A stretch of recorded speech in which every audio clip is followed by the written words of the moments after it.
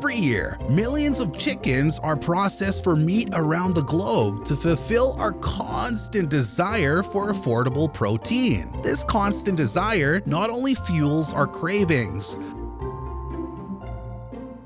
but also redefines the phrase fast food. It's a wild journey from farm to freezer, where the line between life and machinery blurs to process the chicken faster than you can say it's finger licking good. But what exactly happens behind the doors of these processing units? And how did these chickens go from farm to food in a matter of hours? In this video, we're going to take a closer look inside the factories and explore the whole process. So if you're curious, hit that like button, subscribe to our channel, and stick around as we take a peek inside the factories, where millions of chickens make their last stop before becoming your main dish.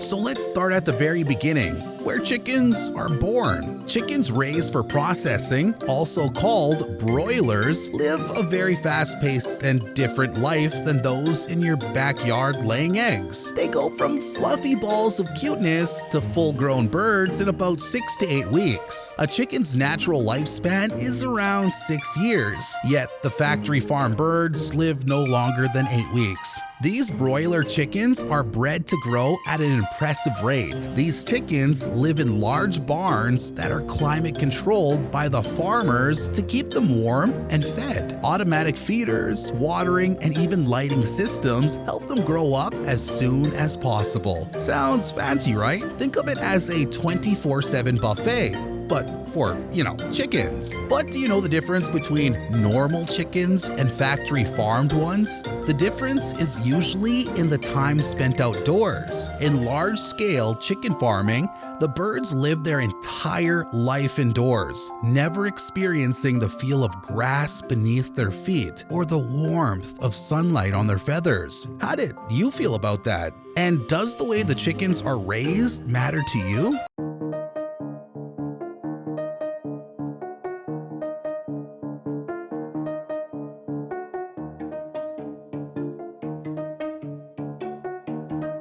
They're packed up into crates and sent off to processing facilities, which is basically like the chicken version of a road trip, minus the fun songs and picnic breaks. This can be a stressful moment in a chicken's life, but great care is taken to ensure their well-being during the short journey to the processing plant. This trip is typically less than 60 miles away, so the birds don't have to travel long distances, as the goal is to reduce their stress and avoid injury during the process of moving them.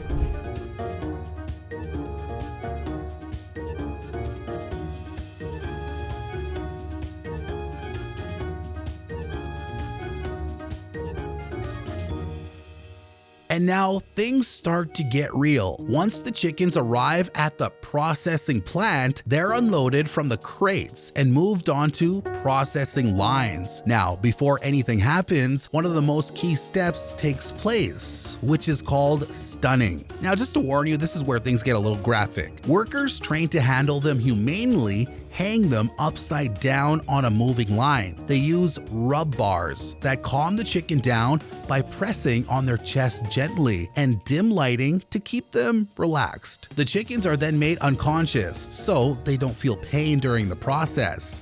The most common way of making them unconscious is electric stunning, where chickens pass through a water bath with an electric current, making them unconscious as soon as they touch the water. Again, it gets graphic. Once the chickens are stunned, they're sent through an automatic system where a blade makes a clean cut to their throat, making sure they bleed out quickly. Now, I know this method seems a bit uncomfortable, but it's important to note that this is the most humane way of handling chickens chickens at the processing plant, which meets animal welfare standards. After slaughter, we're on to the plucking process. The chicken is put through a bath of hot water, which is designed to help loosen the feathers. This is important in order to prepare the chicken for processing. The feathers are removed by a machine called the picker, which has hundreds of little rubber fingers that spin around and pluck the feathers off in seconds, almost like a quick waxing session for the chickens. Once they're feather free, the chickens move on to the next stage, where they're eviscerated, aka removing all the internal organs. Machines do most of this work as they carefully open up the bird and remove everything that is not meat. Some parts, like the liver, heart, and gizzards, are saved and sold separately. So if you're into eating organ meats, this is where it all comes from.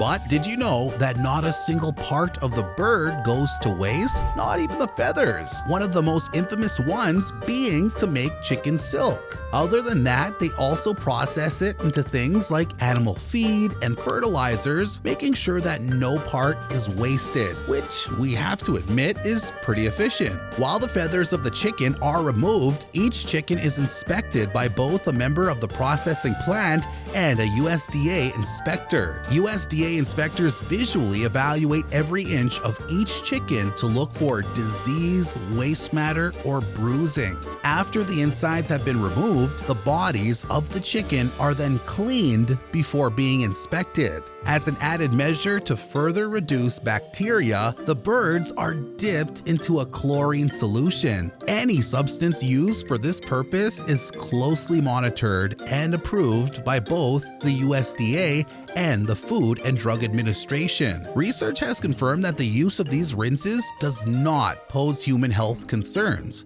Rather, their use does improve the condition of the finished products. That's the reason behind all the chicken you buy being the same quality. After having their insides removed, you may naturally think they're going to be cut into finer pieces after that. But here's the twist. Not every chicken makes it through. Chicken that goes through the processing plant must be inspected to make sure it's healthy and safe to eat. Inspectors, both human and machine, check the chickens for signs of disease, defects, or contamination. If anything looks even slightly off, the chicken is pulled from the line. Sounds pretty reassuring, right? Factories follow super strict food safety regulations like the HACCP, or Hazardous Analysis and Critical Control Points, to keep things clean and safe to eat. The chicken that doesn't make it through inspection are processed into animal feed,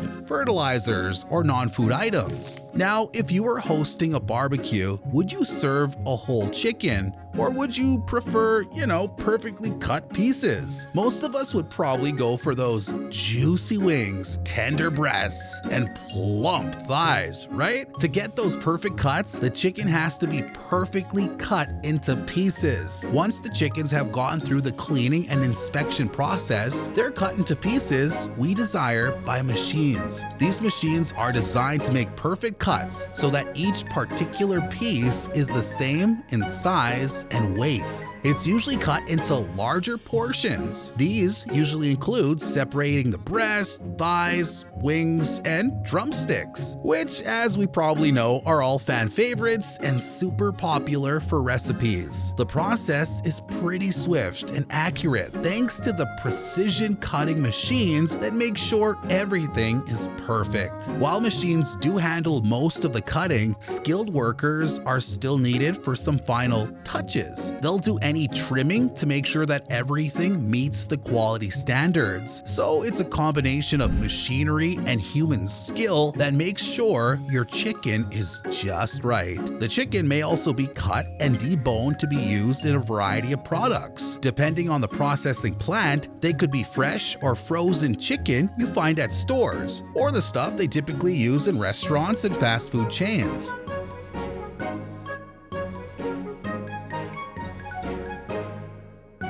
Now, not every chicken is cut into pieces, as some are left whole for people who prefer roasting them or making homemade soups.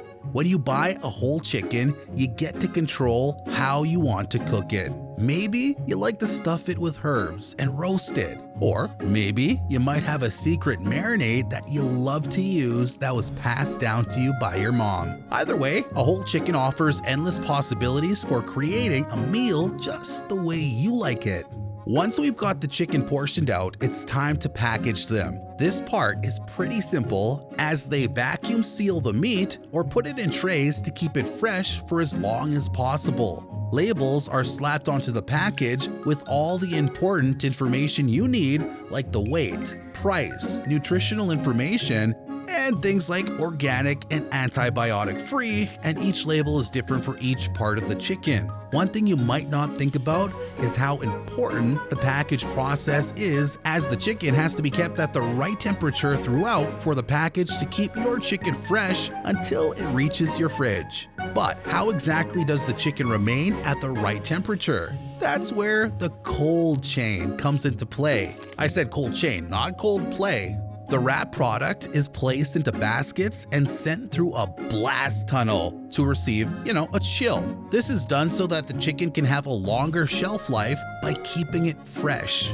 The product then passes through a metal detector for one final check to make sure there's nothing in the package that doesn't belong there. Finally, the chicken is packed into boxes and ready to hit the road again. Only this time, it's off to the grocery stores or restaurants. And naturally, to keep everything fresh, the chicken needs to stay cold the whole time, and this is called the cold chain. If the chicken gets too warm at any point during or after transportation, it could get spoiled or become unsafe to eat. That's why everything is refrigerated from the moment it leaves the factory until it reaches your local grocery store and restaurants. And there you have it, the complete journey of a chicken, from hatching on a farm to ending up on your plate. So the next time you sit down to enjoy some chicken nuggets or crispy drumsticks, you'll know exactly what it took to get that meal in front of you.